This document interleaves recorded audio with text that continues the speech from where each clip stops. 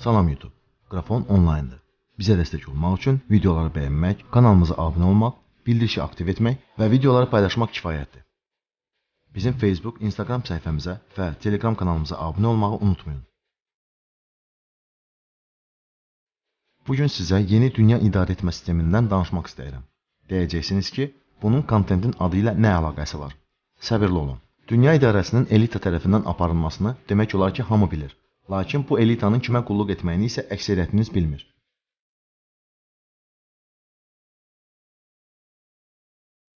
Diqqət, indi bəlkə də beyniniz bu informasiyadan qəhvədan kimi qaynayacaq. İnsanların dünyaya gəlişindən əvvəl dünyada çoxlu inkişaf etmiş sivilizasiyalar olub. Bu yeni xəbər deyil. Lakin bu sivilizasiyanın reptillər olduğunu bilirdiniz? Bu sivilizasiyaya reptiloidlər deyilir. Bədən quruluşu sürünənlərə bənzəyən, intellekt səviyyəsi biz insanlardan ən azı 100 dəfə çox olan reptiloidlər. Bəzi elm adamlarının sözlərinə görə onlar dünyanı idarə edir. Əfsanələrə nəzər salsaq, hər zaman insanlar, ilanlar, əjdahalarla mübarizə aparıb. Hətta insanların cənnətdən qovulmasında ilan, deməli reptil səbəb olub.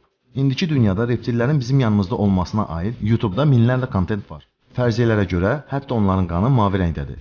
Bilirsiniz də hər zaman elit insanlara onlar mavi qanlardandır deyimi olmuşdu. Bunun isə hərfi yox, praktiki mənası var.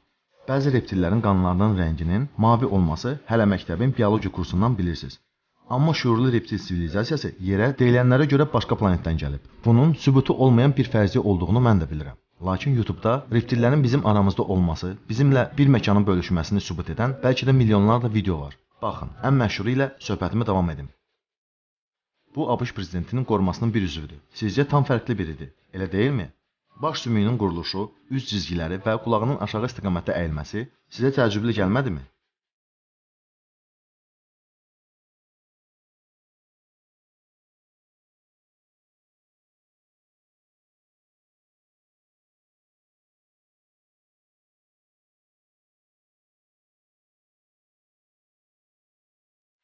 Daha bir misal.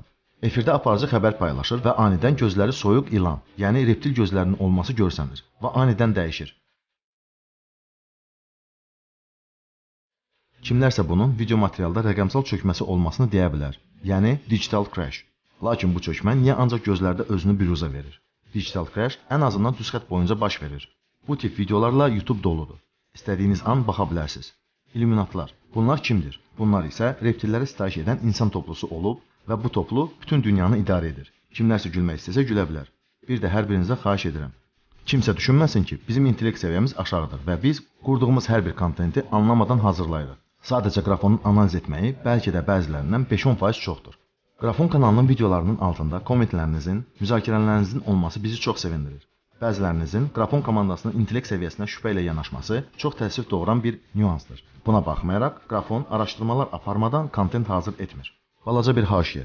Bizim hal-hazırda aktiv uduş kampanyamız var. Hələ də qeydiyyatdan keçməyiniz üçün vaxt var.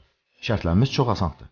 Full Enerji və Qrafon YouTube kanallarına abunə olmaq və giveaway videosunun altında full yaşa sözlərlə başlayan komment yazmaq. Vəssalam. Hamınıza uğurlar. Qaydaq reptillərə. Daha bir dünyanın reptil idarəsinin sübutu. Bura haranın binasıdır?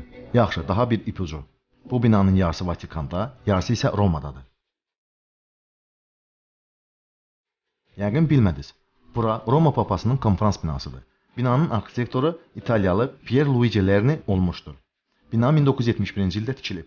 Binaya baxan sizə nəyisə xatırlatmır? Bəs indi, bəli, ilan başı formasında olan bina. Vatikan, Roma papası və ilan. Bu nonsensdir. Çünki xristian dininin əsas katolik qolunun mərkəzi Romadır. Xristianlıqda isə Adəm və Həvvanın cənnətdən qovulmasının əsas səbəbkarı ilan və deməli reptil olmuşdur. Bir məlumatı da sizə çatdırım. Roma papasının tribunasının olduğu yerə baxın. Sizə elə gəlmirmi ki, bu ilanın ağzını xatırladır? Və buradan o da açıq-aydın görsənir ki, Roma papası reptil sözlərini biz insanlara çatdırır. Yenə də deyəcəksiniz ki, bu yalandır, fake'tir.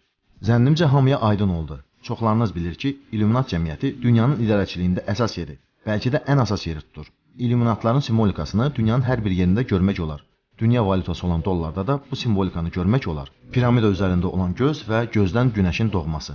Baxın, indi gəldik əsas məsələyə. Bu üç bucağın ətrafında bir yazı var. Bu yazı İlluminatlara aid olan qədim Latin dilində yazılmış sözdür. Bu, Sullivan or Ox sözüdür. Bu itirilmiş Latin dilindədir. Lakin Google Translator bu sözü Hind dilindən tərcüməsində eyni sözün Latin dilində olan mənasını tərcümə edir. Gözdən doğan günəş. Baxın, bunu rus dilində tərcümə edək. Daha sonra Azərbaycan dilində.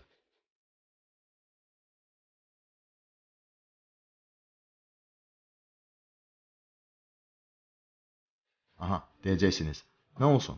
Yadınızdadır, İlluminatlar və dünyanın idarəçiliyi haqqında dediklərim. İndi isə Sullivan or ox sözlərinin hərflərini tərsinə düzək. Başlayaq. Koronavirus. Sizə nə isə xatırlatmır?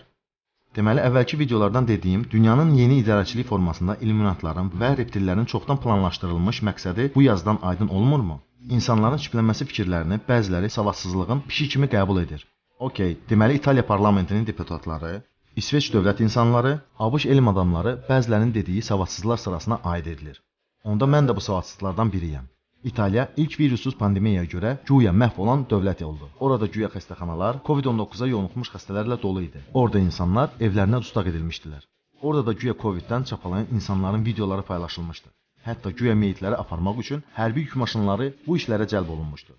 Sonra nə oldu? İtaliya parlamentinin deputatı Vittorio Sgarbi'nin bunun fake pandemiya olmasını sübut edən çıxışının dünyada yayılması böyük səs-küyə səbəb oldu.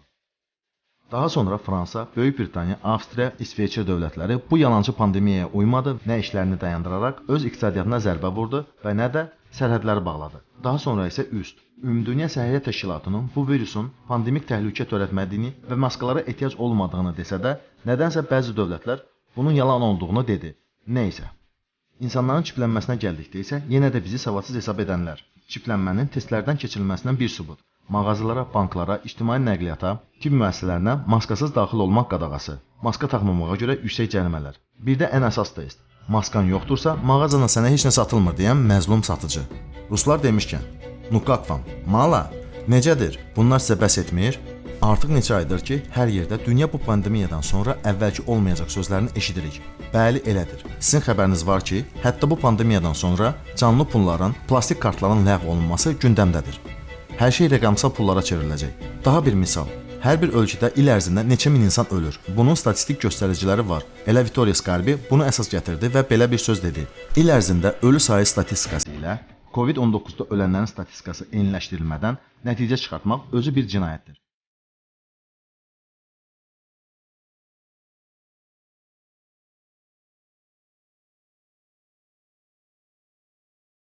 Qrafondan bu qədər. Kanala abunə olun. Videonu bəyənərək paylaşın.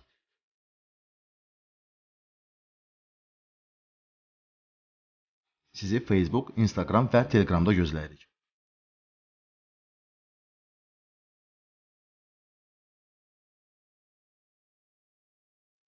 YouTube'da olduğumuz üçün sizinlə sağollaşmıram.